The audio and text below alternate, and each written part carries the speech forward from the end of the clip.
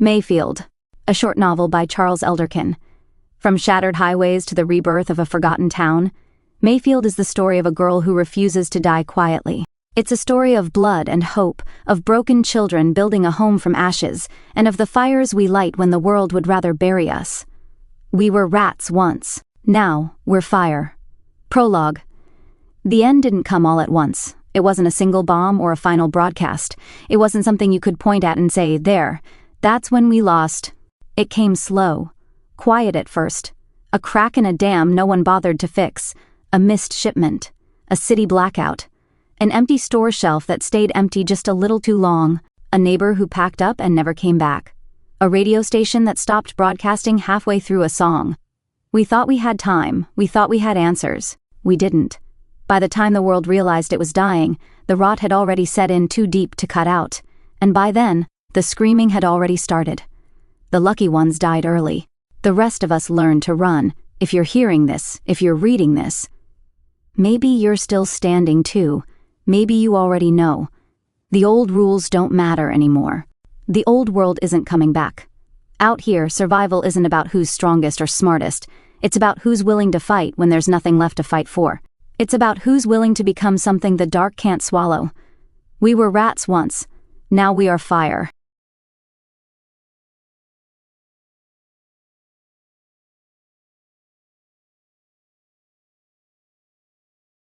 Chapter 1.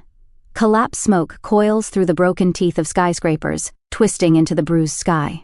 Freight yards burn on the horizon, a slow, relentless blaze, while the last of the emergency broadcasts flicker and die across shattered screens. I catch glimpses of news anchors screaming into the void before their signals cut to static. The final gasp of a world that spent too long pretending it could survive itself. The streets below are silent now, except for the wind scraping broken glass across the asphalt. Somewhere far off, a siren rises and falls, an old city alarm repurposed to warn against something far worse than weather. I climb higher onto the cracked rooftop, my bare feet numb against the crumbling concrete. From here, the city stretches in every direction, a patchwork of fires and fallen buildings, streets split open like old scars. Lawns choke abandoned cars. Power lines hang like nooses across intersections. We used to think the world would end with a bang. It didn't. It bled out. Slow, ugly, piece by piece until there was nothing left to pretend about anymore. A drone hums overhead, its dull shape dragging a shadow over the ruined suburb below. I crouch instinctively, clutching my only weapon. A jagged stick, sharp at one end where I snapped it against a street sign 2 nights ago. Not much, but enough to make me feel less helpless. Down on the street, a riot breaks out. A delivery truck lies on its side, its cargo spilled into the gutters. People claw at each other over crates of canned food, their faces wild and starved. Soldiers shove through the crowd, rifles raised, voices lost in the roar. Shots ring out, sharp, cruel. The banner stretched above the broken fence flaps weakly. Distribution Center C, FEMA Zone 3. I watch the panic spread like an infection, swallowing everyone who thought they were different, better, safe. We all thought that, once. The screen on a half-dead billboard across the street glitches, showing one last fragmented message. Stay inside. Shelter in place. Trust authority. Static devours it. Somewhere a governor is pulled screaming from his convoy by a mob. Somewhere gangs set fire to the highways, claiming the ruins like kings. Somewhere a mother watches from behind a cracked basement window as strangers rip the front door from its hinges. I crouch lower, tightening my arms around my knees, willing myself smaller, invisible. The army held what ground they could. The rest of us had to choose, run, hide, fight. And sometimes, we didn't get to choose at all. Helicopters abandon the cities, their rotors echoing like drumbeats of surrender. Long caravans of refugees spill across the countryside, moving on foot, carrying what little they can still call theirs. I catch glimpses of them sometimes. Children barely bigger than me, dragging rusted shopping carts, gripping old kitchen knives like lifelines. I am one of them, just a kid. No food, no plan. Only a sharp stick, a stubborn heartbeat, and too much sky pressing down on all of it. From the rooftop, I watch the city burn itself hollow, the towers collapsing inward, the last gasps of a world I barely got to know. The smoke rises thick and black, blotting out the sun until it looks like twilight at noon. I stay until the fire escape rattles under the weight of something bigger than the wind. Then I slipped down, keeping to the shadows, stepping silent over broken glass. Because the world didn't end in a single day. It ended slow, it ended mean, and somehow I was still here to see it.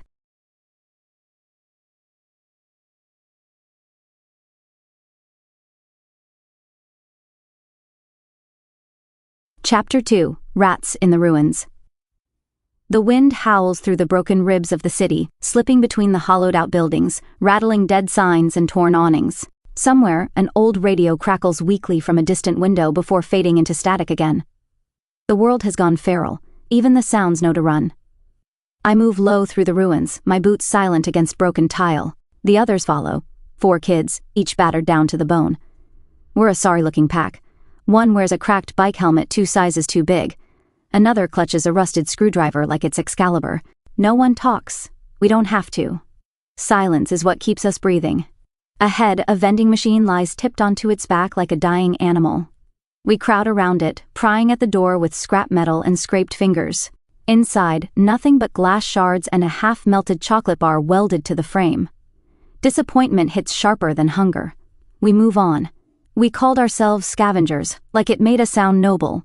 But really, we were just rats. Rats who learned to smell danger before it had a shape. We slip through back alleys drowning in debris, empty storefronts, burned-out pharmacies, gas stations gutted down to the concrete. Every smashed register and overturned shelf tells the same story. Too late, too late, too late. In the blackened shell of a convenience store, we find half a bag of rice buried under ash and glass. It's a miracle. We tear it open carefully, catching the grains in trembling hands like misers counting gold. For a moment, just a moment, it feels like maybe we'll make it another day. And then we hear it. The low growl of an engine cutting through the ruins like a blade. I freeze. The others freeze. Instinct deeper than thought. I crawl to the shattered window, glass crunching under my palms. Down the street, a convoy of bikes roars into view. Armor stitched from scrap metal, skulls spray-painted across their gas tanks.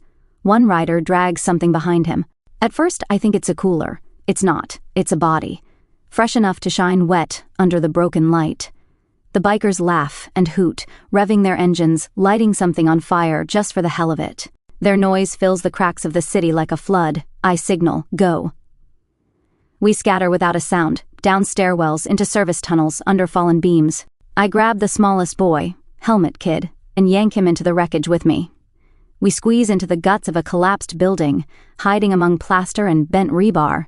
Footsteps overhead, laughter, gunfire. We hold our breath. Dust trickles down in lazy streams from the ceiling. We'd lasted longer than most. We were careful. Quiet.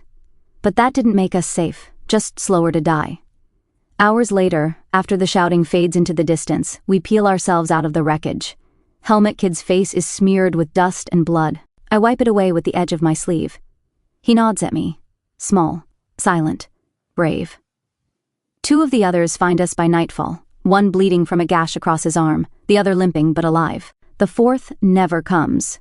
We sit in the wreckage of a ruined diner, hidden in the shadows. I pull a cracked medkit from my pack, patching the wound with shaking hands. I don't let the others see me flinch. We don't cry anymore. Not because we're brave, because we can't afford to. Out here, grief is a luxury, and luxuries get you killed.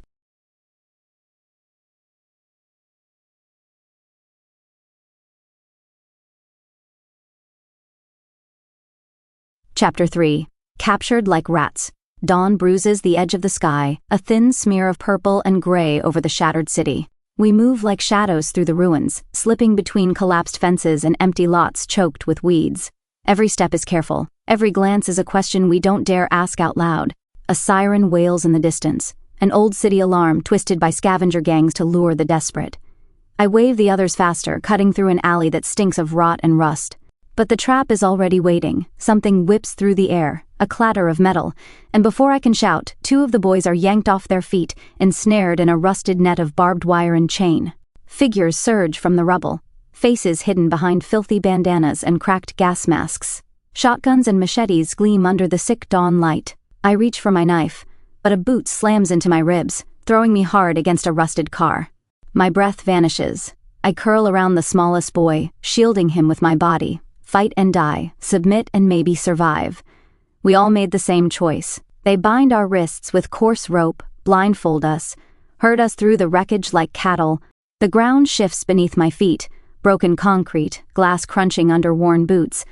I smell them more than I see them, sweat, grease, burnt rubber. When the blindfolds come off, we stand in a courtyard, hemmed by the carcasses of crumbling apartment buildings.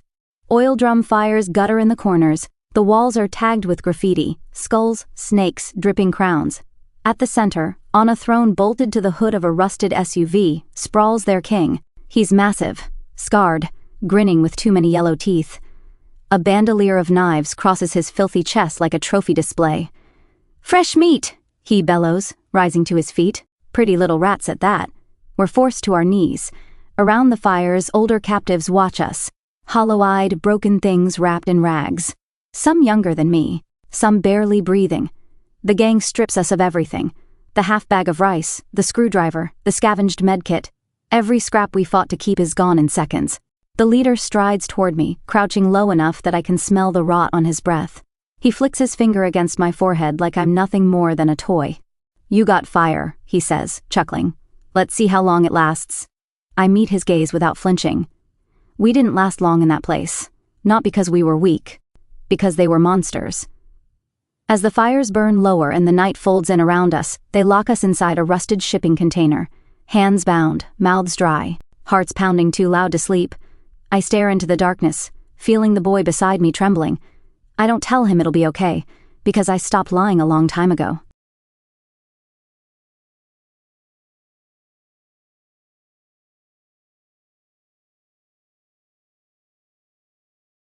Chapter 4. Fire in the blood rain slicks the broken courtyard, pooling into black lakes between the cracks. The gang celebrates around the fires, drunk and loud, smashing bottles against burned-out cars. Inside the shipping container, I work the shard of metal against the rope biting into my wrists. Every scrape sends fresh blood trickling down my arms. I grit my teeth and saw harder. Pain doesn't matter, only time. The rope snaps. I move fast, freeing the others, hushed nods passing between us like sparks. Outside, one of the guards stumbles close, whistling tunelessly as he pisses against the side of the container. Helmet Kid whistles back, soft, low, a warning, not a call. I mouth the word, now. We burst out in a sudden wave of motion. I slam the door into the guard's skull, feeling the sick crunch through the rusted metal. He drops without a sound. The others follow, no hesitation. Chaos ignites. I snatch the man's fallen knife, cold and sticky in my hand. One of the boys tackles another guard straight into a fire barrel, sending embers roaring into the night. We don't stay to fight, we run. Gunshots split the rain-heavy air, shouts follow us through the ruins. "They're loose, get 'em!" But we move faster than the words. Our bare feet slap wet asphalt, slipping and sliding through the wreckage of playgrounds and collapsed alleyways. Bullets ricochet off rusted swings and shattered concrete. Running is our best weapon. Not strength, not firepower, just speed and desperation. Behind me, one of the boys stumbles, the older one already bleeding. I grab his arm without slowing, throw it across my shoulders, and keep moving. The gang howls after us like wolves. We dive into a ruined subway entrance, plunging into darkness thick with mold and memory. Echoes of bootsteps chase us down crumbling platforms and rotted tunnels. In the blackness, we set the trap. Helmet Kid, smallest and fastest, jams a flare between two rusted pipes, igniting a gas leak we'd spotted earlier. Sparks spit and hiss.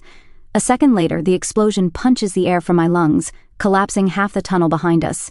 Screams echo faintly through the dust. We don't look back. We claw through grates and scramble over dead escalators, bursting into another gang's turf. A no-man's land of snipers and pit traps and buried hatred. If we were lucky, they'd kill each other before they killed us. Gunfire erupts as our pursuers charge after us, right into the crossfire of rival gangs. Tracers slice the dark. Men scream. Flames bloom in shattered windows. We slip away under the chaos, moving like rats through sewer grates, through broken rooftops, through places even the desperate have learned not to tread. Finally, hours later, we collapse behind a fallen highway barrier, breathless and shaking. Helmet Kid clutches a stolen revolver, hands trembling. I kneel beside him, steady his grip, tuck the heavy weapon into his waistband. We didn't win. We just survived. And out here, that was enough.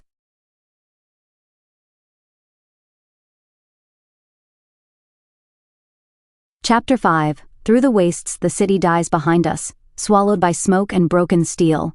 Ahead lies emptiness, a wasteland stitched together from the bones of dead suburbs and shattered highways. We walk by night, moving like ghosts across the cracked earth.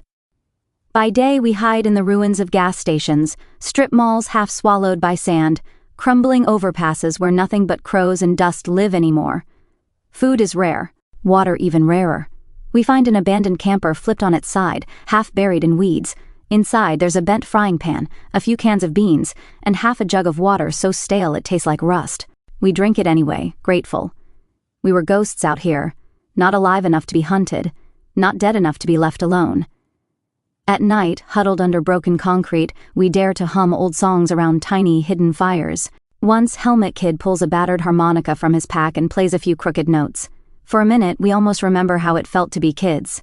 But not for long. On the third night, figures appear on the ridge. Shrieking, staggering things wrapped in rags and scars, armed with rebar clubs and rusted blades. Raiders.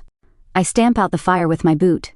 We drop into the tall grass, holding our breath, barely moving as the lunatics sweep the field. One of them passes so close I can smell him. Rot, grease, old blood. He drags a tire iron behind him, letting it clatter against the stones like a warning. We don't breathe. We don't blink. We don't exist.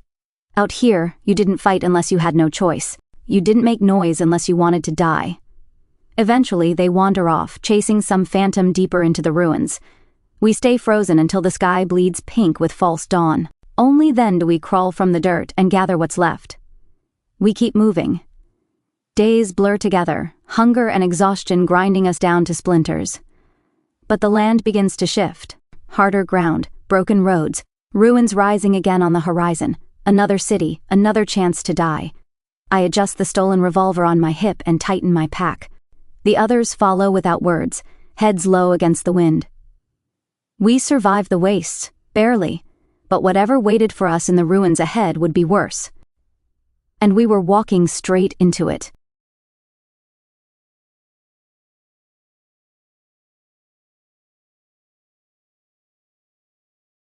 Chapter 6. Ghosts Beneath the City. The city ahead isn't dead, not completely.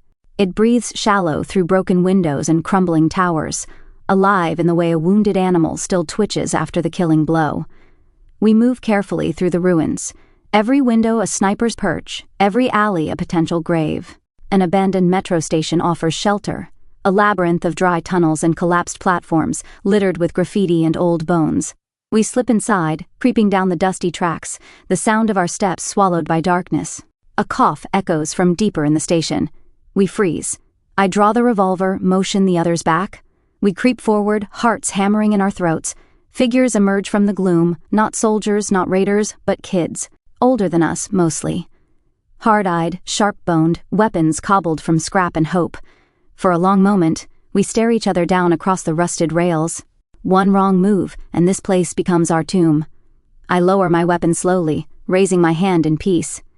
We're just passing through, I say, keeping my voice steady. Don't want trouble. A boy steps forward. Tall, wiry, with a jagged scar splitting one eyebrow. He squints at me. I know you, he mutters. 6th Street. You used to race bikes. I nod, slow and cautious. Recognition flickers through the group. Weapons lower. Shoulders relax. Laughter bubbles up, raw, surprised, half sane. Soon we're sitting together on the cold concrete, passing around a dented can of peaches like it's royal treasure. Stories pour out. How the gang splintered. How the real monsters came, the brutes, armored giants who crushed anything that moved. Only the fastest, cleverest kids survived, darting through tunnels and shadows, living like rats in a dying maze. Nobody fights the brutes, Scarboy says grimly. You don't win against tanks. I lean forward, eyes sharp. Maybe you don't fight them head on, I say. Maybe you fight them smart. The others exchange glances. Hope is dangerous. It smells like death, but it smells like something else too, something we thought we'd lost. Victory. Scarboy grins slowly, the scars pulling tight across his cheek. You're crazy, he says. But maybe that's what we need. That night, under the cracked arches of the old station, we start to plan. We weren't strong. We weren't armed. But together, we had something they didn't expect. We had nothing left to lose.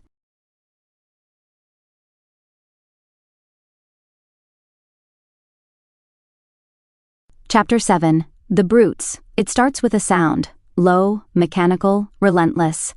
Clunk, hiss, clunk, hiss. I crouch beside Scarboy on the rooftop of a ruined bus depot, peering through a battered pair of binoculars. The glass is cracked, but it's enough to see them. The Brutes. They march through the city like nightmares made real, 7 feet tall, wrapped in plates of welded steel and concrete slabs. Their joints shrieking with the weight of their armor. Gas masks fused to riot helmets turn their faces into skulls, guns slung heavy across their backs, makeshift shields strapped to their arms. They don't patrol, Scarboy says quietly. They hunt. I watch as they descend on a rival gang's hideout, fast and merciless. Bullets bounce off their armor like rain. One swings a slab of rebar like a club, sending bodies flying. Another smashes through a barricade as if it's paper. I can't look away. What do they want? I ask, voice low. Scarboy shrugs without humor, control. Or maybe nothing. Maybe they just like the sound people make when they die. When the killing's done, the Brutes collect the survivors, chaining them like livestock before dragging them off into the haze. I duck low as one of them passes directly beneath us, every step rattling the rooftop under my boots. Later, back at the metro station, the air crackles with something tight and dangerous. Fear. The survivors gather, a rough circle of scavenger kids, their faces carved thinner by every fight they've lost. We can't outrun them forever, I say, standing under the soot-streaked lights. Not alone. A girl with tangled hair laughs bitterly. You want to fight those? She asks. With what? Spit and prayer. Scarboy leans forward. Better than begging, he mutters. I step closer to the crude map we've scrawled on the station wall. Charcoal lines for streets, red crosses for brute sightings. We don't fight them fair, I say. We don't fight them strong. We fight them smart. Hit and run. Traps. Bombs. Anything that leaves a dent. Silence stretches long and heavy. One by one, heads nod. If we can take down even one, someone whispers, the others will know it's possible. Not everyone joins. Some are too scared, some too tired. But enough say yes, enough to try. It wasn't about winning yet, it was about making them bleed. Just once. So they'd know we could.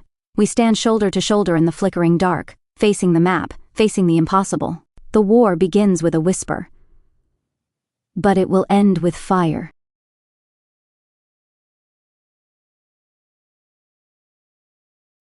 Chapter 8. Fire in Our Hands. The metro tunnels turn into a forge. We hammer scrap metal into shrapnel bombs, whisper over blueprints sketched on the backs of cereal boxes. Sparks spit from broken welding rigs. The air stinks of oil and sweat and adrenaline. None of us are trained, none of us are soldiers. But we've seen enough death to know what works. We split into crews. One group scouts the ruins, charting patrols. Another digs traps. Pits lined with sharpened stakes hidden beneath planks of rotten wood. We rig cable snares between collapsed buildings. Line empty refrigerators with gasoline and old grenades. Every piece of junk becomes a weapon. Every corner, a chance to kill. I oversee the madness, checking each plan twice, teaching the smaller kids how to move without sound, how to breathe without giving themselves away. It isn't just about being fast, it's about being invisible until it's too late. We train in the broken dark, turning survival into ritual. I watch a boy rig a tripwire across a crumbled hallway, teeth gritted in concentration. When it snaps, a stack of old bricks crashes down onto a dummy stitched from ruined coats. The others whoop and slap his back, pride flaring in tired faces. 2 girls race each other across a floor littered with shattered glass, moving so light and fast they barely leave a whisper behind. One missteps and slices her heel open, but she bites down on a scream and keeps running. Scarboy shows the little ones how to light a Molotov cocktail, his hands steady even when the flame leaps up the bottle's neck. He grins, wild and proud, and tosses it into an abandoned car, vanishing into the smoke before the fire has time to catch him. We aren't just building bombs, we're building something harder to kill, something louder than fear. Sometimes laughter cracks through the tension, brittle and desperate but real. For the first time in months, we don't feel hunted, we feel dangerous. Late at night, I sit alone atop a broken rooftop, the metro station's faint light a beacon below me. In my hands, I turn a locket over and over. The last photo of my mother, smiling against a world that doesn't exist anymore. If we were going to die, we'd do it fighting. Not begging, not hiding. Behind me, Scarboy approaches, wordless. He hands me a rough token. A chunk of scrap metal, hammered into a jagged shape. Our mark. Our symbol. Wear it, he says. We're not rats anymore. I smile, small but real. Tomorrow then, I say. He nods. Tomorrow. We sit side by side, watching the city breathe smoke into the stars. We don't have much. But what we have, we're ready to burn the world with.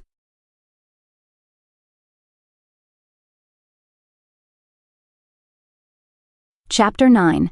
The battle for the streets. Night falls thick over the city, pressing down heavy and wet. Somewhere out there the brutes move, slow and sure, unaware that this time, the streets are watching them back. I crouch with Scarboy on a rooftop overlooking the industrial sector, a flare clutched tight in my hand. Down below, the armored giants stomp forward, floodlights sweeping between the wrecks of buildings. Their armor gleams in the dark like the shells of rotting beetles. Their weapons hang easy at their sides, casual, cocky. They think they own these streets. They don't know we're already inside their teeth. I lift the flare high and strike it against the roof. Green fire explodes into the sky. The signal.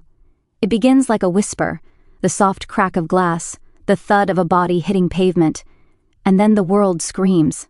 From the shadow of a collapsed hotel, a figure darts out, a small shape, fast and reckless, hurling a brick through a warehouse window.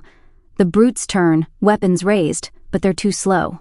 A building behind them explodes, fire roaring up into the night. Shrapnel pelts their armor. One stumbles, smoke pouring from a cracked shoulder plate. That's enough. Our crews erupt from hiding.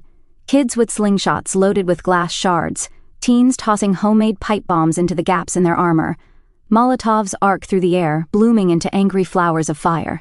In the chaos, I sprint with my squad down a narrow alley, the revolver heavy in my hand. Sweat stings my eyes, my lungs burn. But I keep moving. We weren't fighting men. We were fighting machines. So we became ghosts. From the rooftops, a team drops a salvaged engine onto a brute, crushing him in a burst of sparks and blood. Another squad collapses a sewer grate under another's feet, dumping him into a pit wired with gasoline and rage. Every inch of the city becomes a weapon. But the brutes are monsters for a reason. In the middle of the plaza, I see one catch a boy, lifting him effortlessly into the air. I charge, screaming, and drive the crowbar I'm carrying into the brute's knee joint. Armor cracks. He stumbles. The boy falls free, scrambling back. I plant another charge, jammed into the brute's exposed side. Sparks spit as I dive away. The explosion flips him onto his back. Screams tear through the air, ours and theirs. I catch sight of one of the smaller kids, tape glasses, the one who always joked about candy bars and comic books, crushed beneath a fallen sign. His hand twitches once, then goes still. It wasn't a clean victory. It never is. Across the square, the biggest brute barrels through the chaos, flames licking his armor, a metal titan refusing to fall. He roars, a mechanical mangled sound, and charges. I stand my ground. I don't think, I just move. Jamming the crowbar into his cracked hip joint, twisting hard. He slams me against a shattered pillar. My breath explodes from my chest. He raises a massive fist to end me. And that's when she comes. The katana girl. She leaps from the shadows, blade flashing. With a scream ripped straight from her soul, she drives her sword down through the brute's helmet. Steel shears. Sparks scream. The monster collapses at my feet. She reaches out a hand. I take it. Together we stand, bloodied and gasping, at the center of the wreckage. Around us, the others emerge, wounded, wide-eyed, staring at the dead brutes. Some of the gangs that refuse to fight creep out from the shadows, awe and terror written across their faces. They saw it happen. They saw us win. We weren't rats anymore. We were fire.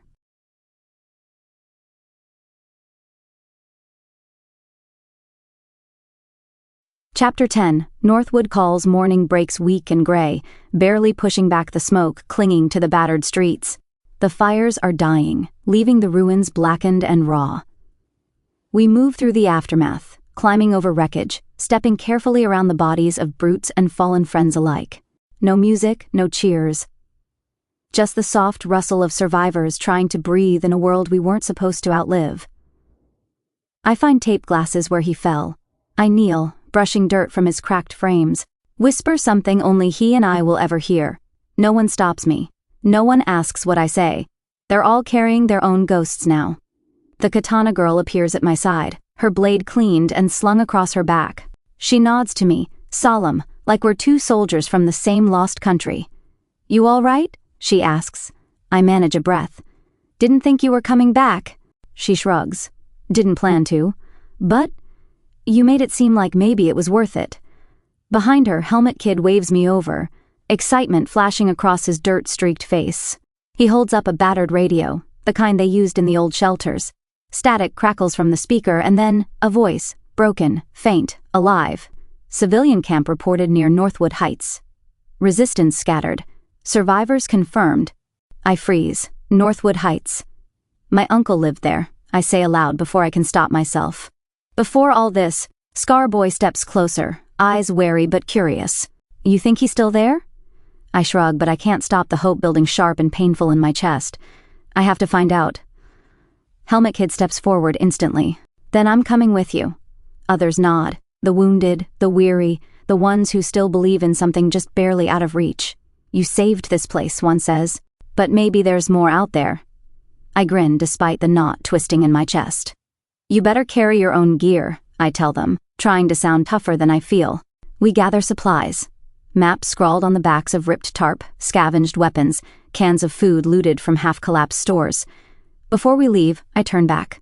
The city behind us is still broken, still bleeding. But something new rises with the smoke. Hope. We didn't know what we'd find beyond these ruins, maybe nothing, maybe worse. But we weren't afraid of the dark anymore. We were the ones who lit the match.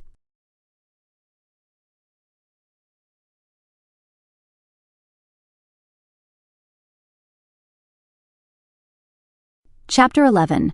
Ghosts in the rubble. We move in a tighter pack now, weapons slung low, eyes sweeping every shadow. There's no laughter anymore, no songs, just the steady rhythm of boots over broken asphalt, breath in and out, hearts pounding to the same silent drum.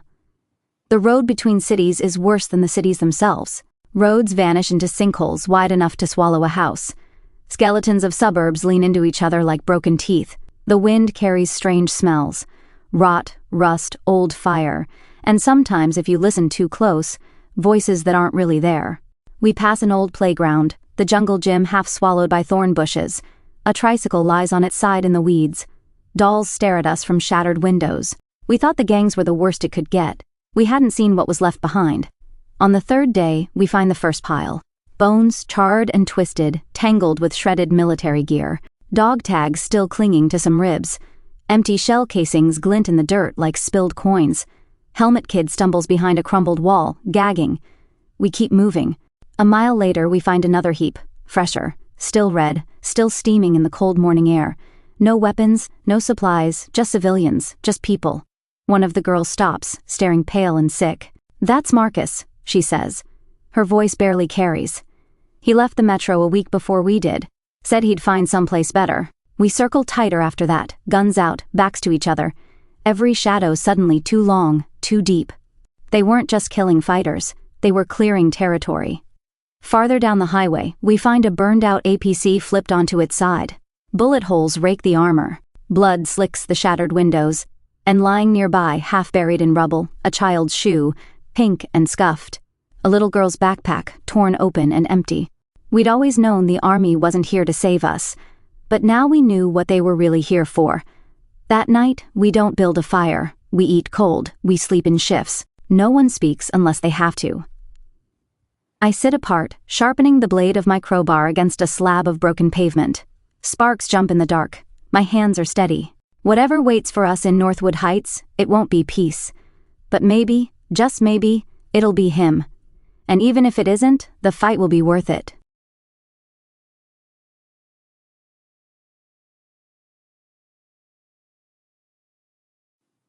Chapter 12. Rescue by Fire. The midday sun burns overhead, bleaching the world into something dry and skeletal. The cracked highway stretches ahead, endless and empty, until the hum of engines grows louder behind us. I freeze. The others feel it too, the vibration underfoot, the weight in the air. We spin around just as a black wall of vehicles crests the ridge, battered trucks and APCs armored in rust and old blood. Government insignias barely visible beneath grime. Surrender immediately, a voice blares through a megaphone. Drop your weapons and kneel. Helmet Kid grabs my sleeve, eyes wide with panic. No, I snap. Run! We bolt. Shots crack behind us, punching into the dirt and the carcasses of long-dead cars.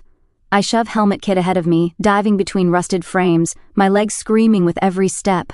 Scarboy leads the others toward a broken overpass half-collapsed over the highway.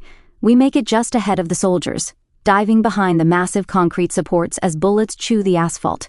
Pinned, no way forward, no way back. I slam my back against the cold concrete, gasping for breath. Helmet Kid crouches beside me, bleeding from a scrape across his arm.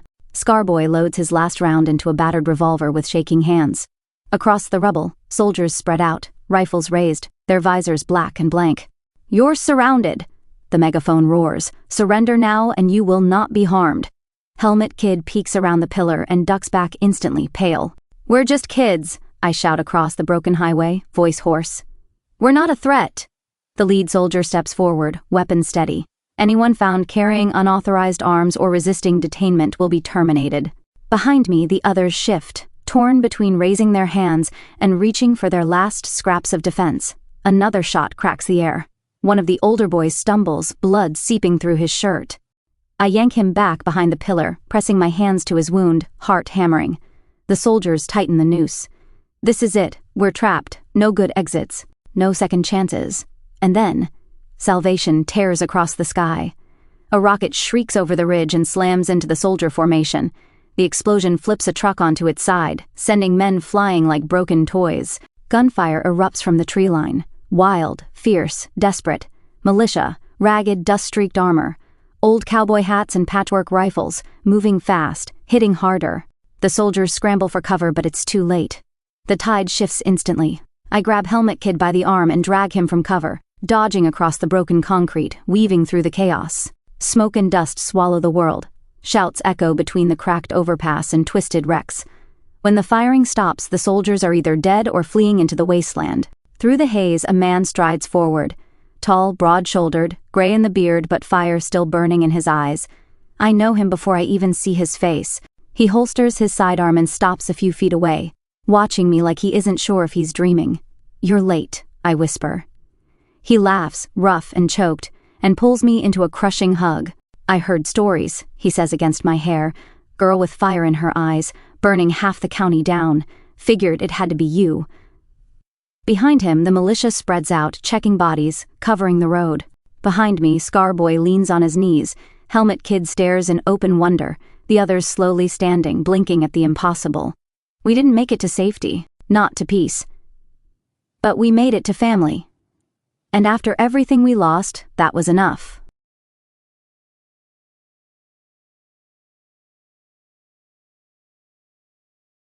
Chapter 13, Reunion and Reflection. The convoy rolls slow over the ruined highway, a patchwork parade of salvaged trucks and bikes stitched together with wire and willpower. The engines cough and growl, but they move, and that's all that matters. I sit in the front cab of an old diesel pickup, squeezed between Uncle and a pile of jugs filled with water and fuel. The windshield's cracked, the seats are torn, but the engine purrs like a stubborn old warhorse. Uncle drives one-handed, the other resting easy on the wheel. His eyes never stop scanning the road ahead, sharp and restless. Even now, even safe, he doesn't trust silence. "You've changed," he says, voice low. I watch the wasteland slide by outside the window. The skeletons of towns, the sagging remains of billboards advertising things no one can buy anymore. "Mom left for food," I say quietly. "She didn't come back." I waited a week before I stopped believing. Uncle's jaw tightens, just a little. "You didn't just survive," he mutters. "You led. Heard the stories even before I saw you." I shrug, feeling the weight of it. "I didn't ask to," I say. "It just happened. One minute we were hiding. Next minute we were fighting monsters. That's how it always is," he says. "Leaders don't choose the fire. They just choose to walk through it." We fall into a silence that isn't heavy, just real. The convoy rattles on, kicking up dust behind us. "I thought you were dead," I say. He smiles, crooked, tired. "Thought the same about you. Almost gave up looking. Then I kept hearing about this kid burning a path through the ruins, stirring up trouble, giving people hope." I chuckle, a rusty sound that feels strange and new in my chest. "Yeah," I say. "Had some help." Behind us, the kids nap in the flatbed. Helmet Kid curled up around his stolen revolver. Scarboy dozing with a bloody rag tied around his knee. wolves after a long hunt, finally sleeping without fear. "You found something worth protecting," Uncle says, glancing at me. I nod, gripping the edge of my seat as the road jostles under us. We drive into the sunset, the sky bleeding gold and red over the distant ruins. We didn't know what waited for us at the end of this road, but we knew we weren't walking it alone anymore. And sometimes, that's enough to keep going.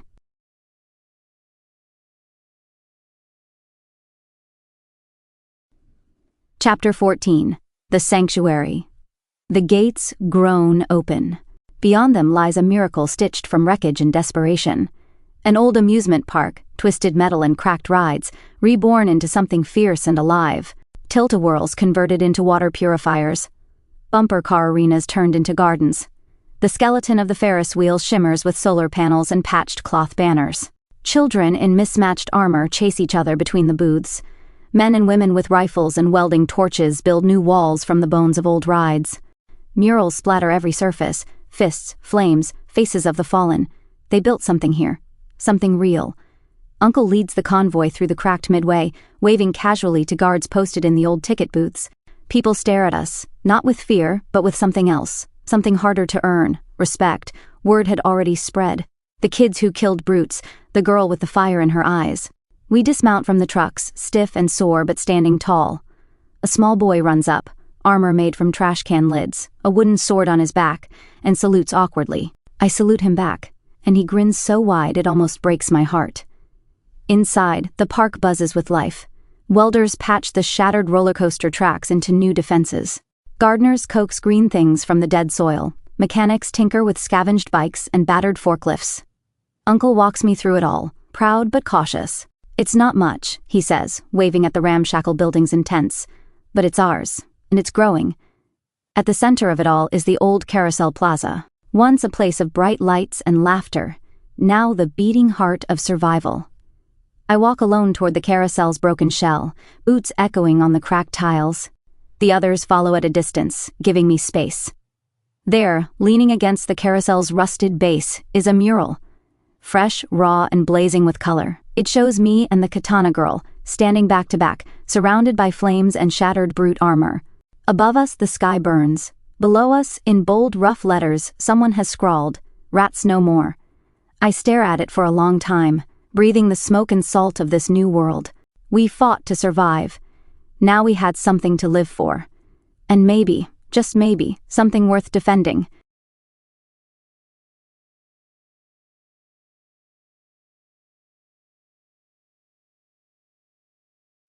Chapter 15. Military at the Gates. The sun sinks heavy against the horizon, staining the sky a molten orange. The air tastes of dust and sweat, and the thin, bitter edge of coming blood. From the Ferris wheel lookout, a cry rings out. "Dust trail, East Gate." The settlement shifts instantly. Guards climb to battlements made from old shipping containers. Families hurry their kids into shelters fashioned from torn-up carnival booths and stacked sandbags. I run to the barricade at the East Gate, binoculars bouncing against my chest. 6 trucks approach, military. APCs, armored transports, all patched and repainted, but unmistakable beneath the grime. They don't come to trade, they come in force. Uncle steps up beside me, the weight of years in the set of his shoulders, his hand resting easy near the pistol at his side. The convoy stops just outside rifle range. Engines ticking, dust settling. A squad of soldiers dismounts, visors down, rifles slung ready. From the lead truck, a man steps forward. A sergeant, megaphone in hand, his voice already cold and hollow. "This settlement is in possession of illegal arms and unauthorized territory. Disarm, submit for processing, and you will be treated fairly. Resist and face immediate action." A ripple moves through the settlers behind me. Fear, anger, disbelief. Uncle lifts his hands, voice strong but calm. "We're no threat to you," he calls. "We're farmers, builders, families. We don't want to fight." The megaphone crackles back. "Your possession of Mayfield arms classifies you as hostile entities. You are in violation of federal reclamation protocols." I step forward, heart hammering against my ribs. "We're not a gang," I shout. "We're not raiders, we're not criminals. We're just people trying to live." No answer. The soldiers shift formation. Tighter, meaner. The sergeant lifts his hand. "Target the armed civilians. Prepare to fire." Behind me, rifles rise, hands tighten on grips, jaws set. I glance at Uncle. He meets my gaze, steady and sure, even as the world threatens to tear apart around us. We weren't soldiers, we weren't trained, but we had something they didn't. We had everything to lose. I lift my rifle. Not one step back, I whisper, and the line holds.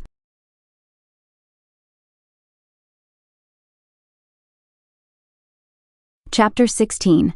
The last stand. Silence stretches between the two forces. Taut and terrible, ready to snap. The sergeant's voice rips across the dust again. Lay down your arms, you will be treated fairly. Behind me a murmur rises, bitter, broken. One of our youngest, sunburned, barely 17, steps forward, his rifle clutched white-knuckled. You mean like the people in the piles out there? He shouts. Like them. The soldiers stiffen. One soldier jerks his rifle up, too fast, too sloppy. The world holds its breath, and then the shot cracks through the air. The boy falls, blood blooming bright across his chest. Everything shatters. We return fire without orders, without hesitation. The barricades come alive with gunfire, slamming against the soldiers' vehicles and tearing through the air. They fire back, organized, brutal. Bullets rip through sheet metal, chew through the old walls of the carnival rides. I duck and fire, my shoulder slamming against the cracked fiberglass of a torn-up bumper car. Helmet Kid reloads beside me, muttering under his breath, face grim and focused. The world becomes smoke and screaming steel. We didn't start it, but we would damn sure finish it. One of our snipers, perched high in the wreckage of the Ferris wheel, drops a soldier clean with a single shot. Another fires a homemade rocket that flips an APC onto its back like a dying beetle. Still they keep coming. I move through the chaos, shouting orders, dragging the wounded back, passing spare clips to kids whose hands shake too hard to load them. Near the east barricade, Uncle fights alongside his right-hand man, a bear of a man with a battered rifle and a voice that booms over the gunfire. And somewhere in the maelstrom, Uncle takes a hit. I don't see it happen. Nobody does. He doesn't stumble. He doesn't cry out. He just clamps a hand to his side, blood spilling between his fingers, and keeps moving, barking orders, holding the line. The push turns slow. Inch by bloody inch, we drive the soldiers back. When the last of them breaks and flees into the wasteland, a ragged cheer rises from the battered remains of the settlement. Victory, but it tastes like ash. I spin, heart in my throat, searching, and see him leaning heavy against the right-hand man, his jacket dark with blood. Uncle, I whisper, rushing to him. He smiles, faint, proud. You did good, kid, he says, voice ragged but steady. The right-hand man eases him to the ground. I drop beside him, grabbing his hand, gripping it tight enough to hurt. No, I whisper. No, you stay with us. You have to stay. He coughs, blood staining his teeth, but his eyes stay clear, sharp as ever. Listen, he says, squeezing my hand once, hard. You take care of them, the town, each other. Promise me. Tears stream down my face, hot and helpless. We will, I choke out. I swear it. The big man beside me nods once, jaw clenched tight. Only then does Uncle let out a slow breath. And go still. The world tilts. For a long moment, there is no gunfire, no shouts, no wind. Just the soft crackle of fires burning low, and the sound of my heartbeat hammering in my ears. I lower my forehead to his. We didn't win clean, I think. We didn't win easy, but we won, and we'd keep winning, for him, for everyone who never got the chance.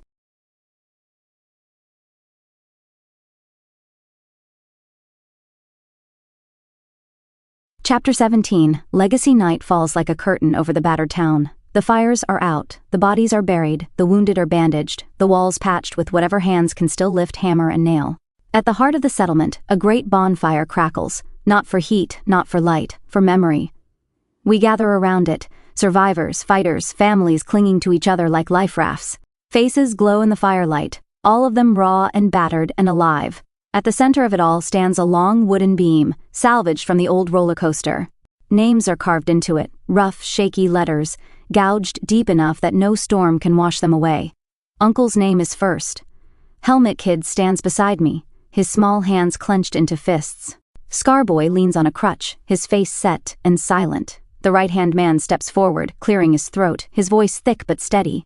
This place stands because of them, he says, nodding toward the beam. And it'll keep standing because of us, the crowd murmurs, a ripple, a wave, stronger than steel. stronger than fear.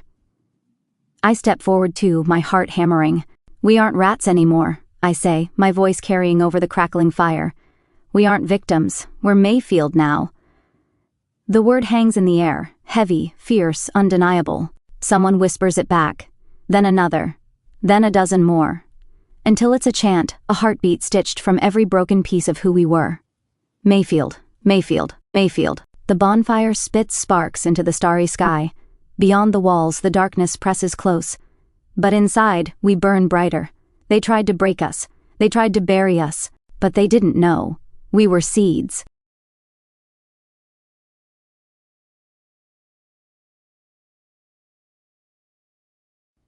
Chapter 18. The Beginning of the New. The sunrise finds us still standing. The ruins glow gold and soft, the broken carnival rides casting long shadows across the battered ground. Somewhere, a baby cries, not in fear but because it's hungry, because it's alive. I walk the perimeter with Helmet Kid and Scar Boy, checking barricades, listening to the tired voices of guards reporting nothing but quiet. A miracle in itself.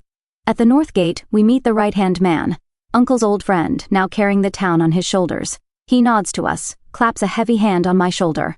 You're leading now, he says simply. We all are, I nod, swallowing hard. We stand for a moment, watching the empty road stretch out beyond the gate. We should send scouts, Scarboy says. Check for survivors. I smile, small but real. Yeah, I say. We weren't done fighting, we weren't done building, but we weren't running anymore either. We had a home, we had each other, we had a name, Mayfield. We weren't the end of the old world, we were the beginning of the new.